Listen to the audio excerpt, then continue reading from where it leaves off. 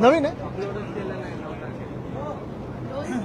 सुद्धा कालचं भाषण जसं आता आव्हाडाबद्दल म्हणाले आक्रमक झालं की भाषण युट्यूबवरून काढून टाकलं जातं, तुमच्या बाबतीत हे झालं? आपण साधारणपणे पाहिलं असेल आपल्या देशामध्ये गेल्या 2-3 महिन्यात जे काही सरकारला अडचणीचं येते ते लगेच डिलीट केलं जातं. मग सोशल मीडियावरनं असेल, मीडियाला असेल, आणि मला तर सांगितलं जातं की काल जी थोडी बाचाबाची झाली आणि जे आम्ही प्रश्न विचारले आणि जे आम्ही सांगितलं की राम मंदिर लुटणारे आम्हाला काही बोलू शकत नाहीत, ते आत्ता मला सांगतायत की जी अधिकृत वेबसाईट आहे महाराष्ट्र लेजिस्लेटिव्ह असेंब्लीची त्याच्यातून काढलं गेलेलं आहे. असो, ते जरी काढलं असेल तरी मला वाटतं मुद्दा ज्यांच्यापर्यंत पोचायचा होता तो पोचलेला आहे. एकच असं वाटतं की भाजपनी राम मंदिरच या देशातून डिलीट करू नये, कारण तेच त्यांना अडचणीचं झालं. एवढंच मला वाटतं सांगणं गरजेचं आहे. काही कारण नाही, आम्ही विचारलं पण नाही, कारण हे आम्ही अपेक्षितच करतो. लोकशाही असती तर असं झालं नसतं.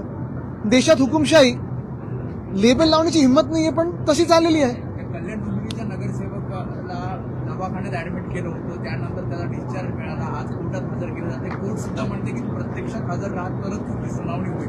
मला वाटतं एक आपण पाहिलं असेल, ज्या रमेश म्हात्रेंनी महिला असो की पुरुष असो दोन्ही डॉक्टर्सवर आणि नर्सेसवर हात उचलला, अतिशय घाणेरड्या शब्दांमध्ये शिवीगाळ केली, तो ऑडिओ मला वाटतं काही सोशल मीडियावर आपण पाहिलं असेल, चॅनल्स दाखवू शकतच नाहीत, कारण त्यांना सगळं ते पूर्ण टिंबटिंबच करायला लागेल. पण हे सगळं झाल्यानंतर आम्ही तिथे व्हिजिट केली आणि व्हिजिट झाल्या जाब विचारल्यावर रमेश म्हात्रेंना अटक झाली. पण अटक झाल्यानंतर गृह खात्याने देखील त्यांना हॉस्पिटलमध्ये ऍडमिट कसं होऊ दिलं हे मला माहिती नाही. खरं तर नीट त्या लायकीपर्यंत आणून की आता सूज आलेली आहे, आता ऍडमिट करायची, एवढं सगळं केल्यानंतरच पोलिसांनी त्यांना ऍडमिट करायला पाहिजे होतं. पण ज्या हॉस्पिटलमध्ये तुम्ही जाऊन मारामारी करता, शिवीगाळ करता, ज्या डॉक्टरांवर तुम्ही हात उचलता, त्याच केसमधून तुम्ही पळवाट काढायला जाऊन दुसऱ्या हॉस्पिटलमध्ये लपता, ही काय मर्दांगी आली तुमच्यामध्ये? आणि एवढंच जर असेल तर हात उचलायचाच नव्हता, जाऊन माफी मागायची होती. पण माझी अजूनही मागणी राहील, कारण मुख्यमंत्री महोदयांचे जे गृहमंत्री आहेत त्यांचे हात कोणी बांधलेत मला माहिती नाही. पण एका बाजूला आपण पाहिलं असेल, जे गणपत गायकवाड ज्यांनी पोलीस स्टेशनमध्ये जाऊन गोळीबार केला होता ते भाजपचे आहेत म्हणून अजून जेलमध्ये आहेत, आणि हे मिंदे गटातले आहेत म्हणून लगेच त्यांना बाहेर काढण्यात आलं. म्हणजे गृहमंत्री जे मुख्यमंत्री आहेत म्हणजे फडणवीस साहेब आहेत, त्यांचे हात कोणी बांधलेले आहेत हे जरा आपण त्यांना आज विचारलं पाहिजे, पत्रकार परिषद जेव्हा ते शेवटाला घेतात तेव्हा. पण अजूनही माझी मागणी हीच राहील की रमेश म्हात्रे यांचं नगरसेवक पद हे बाद केलं पाहिजे, बरखास्त केलं पाहिजे. दुसरी गोष्ट म्हणजे सगळं तर सीसीटीव्ही मध्ये काही जपतंय, तुम्ही पाहिलं असेल सीसीटीव्ही मध्ये सगळं काही दिसतंय. हात उचललाय, मारामारी केली, शिवीगाळ केली, सगळं काही ऑडिओ सकट जर त्या सीसीटीव्ही मध्ये असेल तर अजून काय पुरावे पाहिजेत? आणि तुम्ही का त्यांना गृह खातं म्हणून, मी पोलिसांना दोष देत नाही कारण पोलीस हे गृहमंत्र्यांच्याच आदेशावर चालतात, पण त्यांना तुम्ही का हॉस्पिटलमध्ये ऍडमिट होऊ दिलं आणि का बरोबर जी काही 3rd डिग्री द्यायची होती ती दिली नाहीये? तसं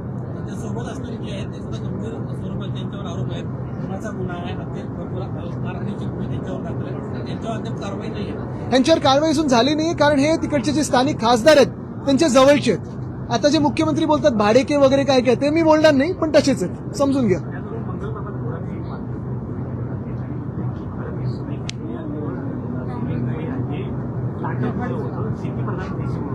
मग ते बिल्डिंग क्षेत्रात का घुसलेत? करावं त्यांनी स्टार्टअप, करावं की असे शेती लोढा काय लोढा. आणि म्हणून आता मुख्यमंत्र्यांच्या मनात आलेलं आहे की हेच ग्राउंड घ्यायचं, कन्व्हेन्शन सेंटर बांधायचं. एक तर बाजूला लीलावती हॉस्पिटल आहे, गल्ली छोटी आहे, ट्रॅफिक वाढणार आहे. विंग्स म्हणून एक आहे, त्याचा घोटाळा आहे, तो मी वेगळा काढणारच आहे, कारण ते ग्राउंड देखील ढापलेलं आहे, एका संस्थेने ढापलेलं आहे, त्याच्यावर चार्ज लावला जातो जे फुकट असायला पाहिजे, मोफत असायला पाहिजे. पण हे सगळं झाल्यानंतर त्या ग्राउंडला, जे कन्व्हेन्शन सेंटरला भाजपच्या नेत्याचं नाव द्यायचं. मुळात तरुण मुला-मुलींना, लहान मुला-मुलींना मुंबईत मोकळी मैदानं ठेवायचीच नाहीत, सगळं काही बिल्डरांच्या घशात घालायचं, असं इथून निघता निघता आणि केंद्र सरकारकडे जाता जाता आपल्या मुख्यमंत्री महोदयांनी ठरवलेलं आहे.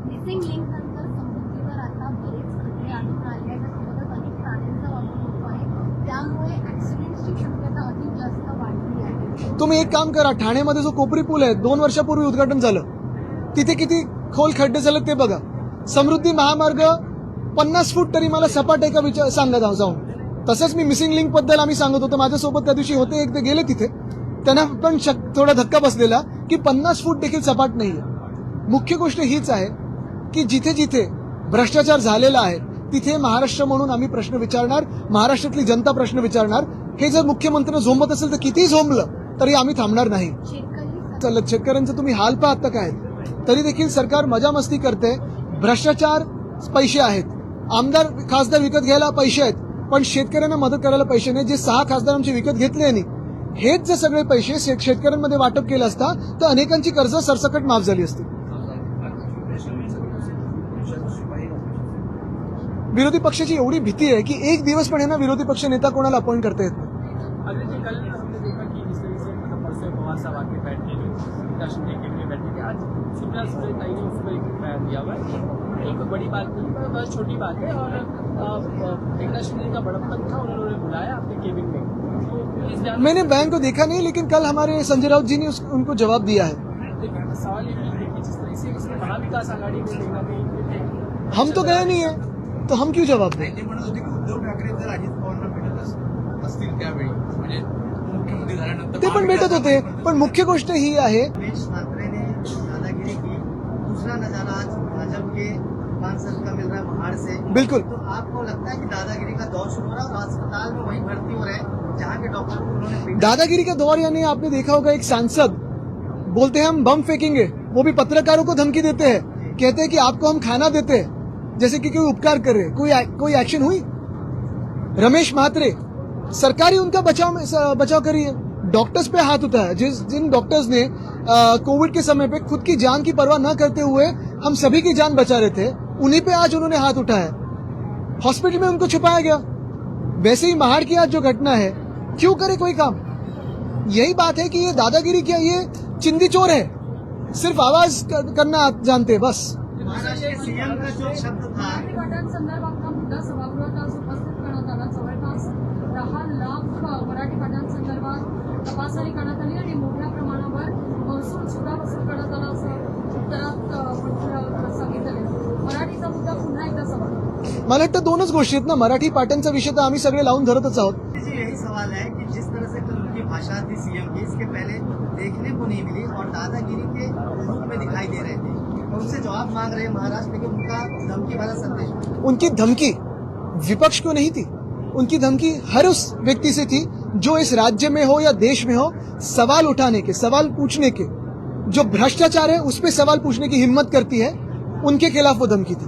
और वो वही कोशिश कर रहे हैं कि उनकी धमकियों के माध्यम से वो भाजपा के केंद्र सरकार को दिखाए कि वो कितने लायक है भाजपा के केंद्र सरकार के मंत्रिमंडल में बैठने की. एमआईएम का एक मामला है कि एमआईएम के जो पार्षद है बीएमसी के, उनका नगर सेवक पद रद्द कर दिया क्योंकि किसी ने जाली सर्टिफिकेट पेश किया था. ये मामला किस तरीके से देखते ये सर्टिफिकेट देते कौन है, उनको क्यों नहीं आप अरेस्ट करते. दोनों चीज है ना. तो जो नकली सर्टिफिकेट लाता है उस पर भी कार्रवाई हो, जो नकली सर्टिफिकेट देता है उस पर भी कार्रवाई हो.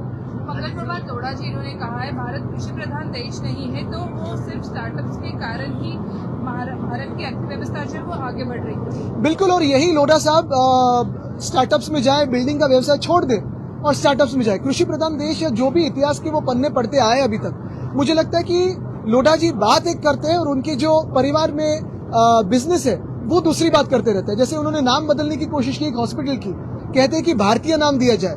तो फिर मैं यही कहना चाहता हूँ लोढ़ा साहब से कि जो वर्ली सीफेस पे उनकी जो बड़ी एक स्कीम आ रही है, जो खुद का बंगला है, वही प्रोजेक्ट को वो सूबेदार रामजी अंबेडकर नगर ये नाम दे.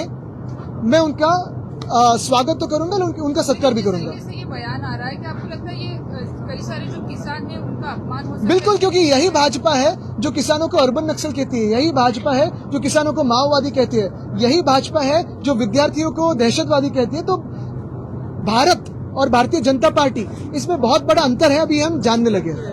चौहान जी कह रहे हैं कि केंद्र सरकार जो है एनसीपी शरद पवार पार्टी के कुछ सांसदों पर दबाव डाल रही है. ऑपरेशन तुतारी के तहत ये किया जा रहा है. नहीं, देखिए, ये ऑपरेशन टाइगर, ऑपरेशन तुतारी नहीं है. ये सारे ऑपरेशन देवेंद्र फडणवीस है. और डिलिमिटेशन करके उनको तो दो चीजें करनी है. यहाँ तो मुख्यमंत्री बदलने हैं, लेकिन डिलिमिटेशन करके वहाँ केंद्र सरकार में महामानव डॉक्टर बाबा साहब अम्बेडकर ने जो हमें अधिकार दिए वो छीन दें आपसे. what's happening in Mumbai also right now, but there is an allegation that Shiv Sena UPD was in power for 20 years and nothing was done. Who's raising this allegation? The general sentiment appears to be Not at all. Not at all. It is the BJP who makes false allegations, and the BJP was with us for 20 years out of those 25 years. For the last 12 years, the BJP has been in power. We have shown our work. Show me one city that the BJP has ruled in the last 12 years with its double engine sarkar and the city has progressed. I can show you 50 cities that the BJP has taken behind. The other thing is, in the last 2 years, 21-22, we created a rainwater holding tank in Milan subway. Show me one work like that the BJP has done. We made a flood control tank in Hind Mata and Gandhi Market. Show me one thing like that the BJP has done. We started working on desalination so that we don't remain monsoon dependent. Show me one work like that the BJP has done apart from creating religious polarization. Sir UCC को लेकर आपकी राय जाननी है, क्योंकि जिस तरीके की समिति गठित की उसमें एक भी माइनॉरिटी कम्युनिटी का सदस्य इसमें शामिल नहीं है। मेरी सिर्फ 2 राय है यूसीसी पे, ले रहे महाविकास आघाड़ी आपको लगता है आता तेवढं मी आता महाविकास आघाड़ी इंटैक्ट आपको लगता है, क्योंकि जिस तरह से आपकी नाराजगी राष्ट्रवादी कांग्रेस की नाराजगी की, जब शरद पवार साहब को जब देना था सांसदी, उस वक्त आपने भी आपकी पार्टी को आपने प्रोजेक्ट किया था कि आपकी जगह है। कोई नाराजगी नहीं है और उनके खिलाफ भी कोई नहीं है। बात यही है, संसद के टाइम यही था कि रोल कॉल में हमारा आंकड़ा पहला था, हमारा नंबर पहला था, इसलिए हम दावा कर रहे थे। पवार साहब सबसे सीनियर है, लेकिन कल जो घटना घटी है, राउत साहब ने भी बयान दिए हैं, जो उनको दुख हुआ है वो व्यक्त हुआ, और हम यही चाहते हैं कि कोई भी महाराष्ट्र से जो महाराष्ट्र लूट रहा है और जो राम मंदिर लूट रहा है उसके साथ ना बैठे।